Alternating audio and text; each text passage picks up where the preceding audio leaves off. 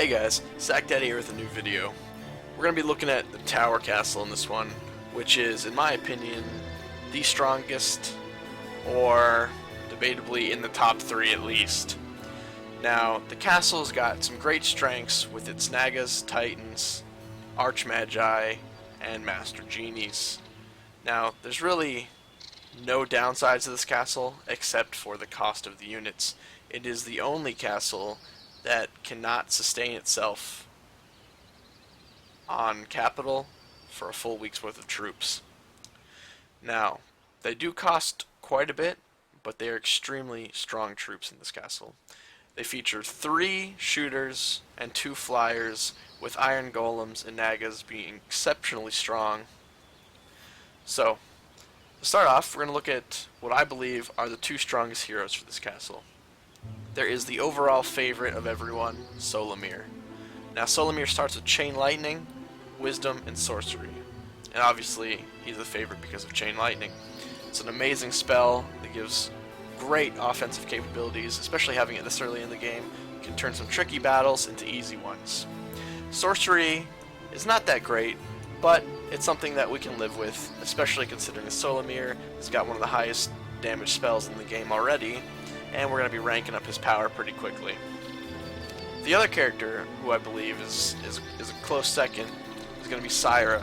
Syra starts with Wisdom and Diplomacy, and she also starts with Haste. Now, Syra is really good because of the Diplomacy.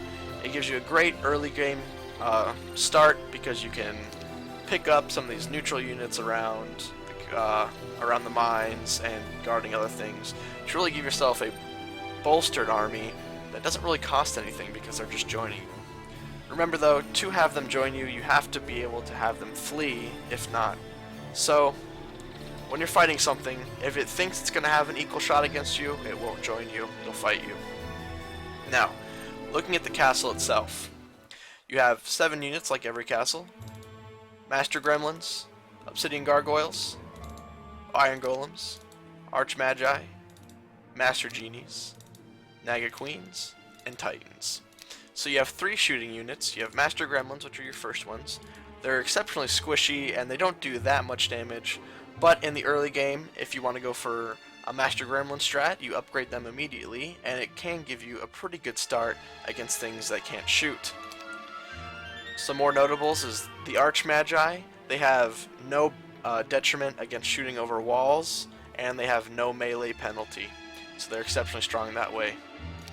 Master Genies, they have the skill of Hate Afreet, so they do 50% more damage to them.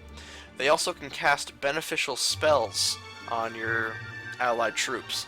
So if you don't have very many of them, and you're not really wanting to lose them, you can just have them cast spells from the backline. It's exceptionally potent. There's a chance of Prayer, which is amazing. You have a chance of Bless, Haste, all kinds of great stuff. You've got Naga Queens, which are probably the strongest 6-tier unit in the game. They have high health, high attack, high defense. Their damage is pretty great. Their move speed isn't amazing, but it's enough to get you around the map in at least 3 turns. And these guys can really shell out some damage. And one of the main strats people go for with this castle is rushing Nagas, just because of how strong they are, and you can pretty much destroy anything with them. And then the last shout out is the Titans. They're the only 7th tier shooter in the entire game. They have incredibly high attack, defense, and their damage. As well as having 300 health, these guys can take a beating. They also have 11 speed, which is relatively fast. They can beat out most other 7th unit troops. Now, notable things about Tower is that they are the only castle that when you have capital, you cannot buy all your troops on a full week's salary. You do have a detriment because of just how much everything costs. So you might find yourself skipping out on golems and gargoyles to be able to pick up the other units. Now, one amazing thing that really sets this castle apart from the others is right here. The library. It gives you additional spells in the tiers. You get additional 1st, 2nd, 3rd, 4th, and 5th. So as you can see here, where you would have only gotten Dimension, or you would have only gotten Fly, you now have Implosion and Fly. Now this really starts to shine in the 4th and 5th levels, because some castles don't even get 5th level, and the 4th levels there are some exceptionally good ones. So when you're using magic, which you should be, because it is so strong, this gives you a huge edge in giving you the spells that you'll need to take over the world. Now, to go over some strategies, something to do in the early game is upgrade your Master Gremlins right away.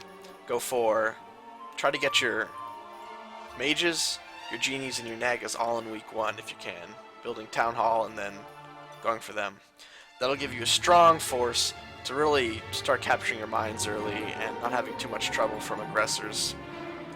Another thing you can do is, if you're on an isolated map where you're not really expecting much resistance from other players, you can go for a fast capital, and that'll get your economy started really fast, and you'll be able to get your Cloud Temple week 2 no problem, which can be exceptionally useful, as once you get your Titans, you can upgrade them and have a significant amount, as Titans are a ridiculously strong troop.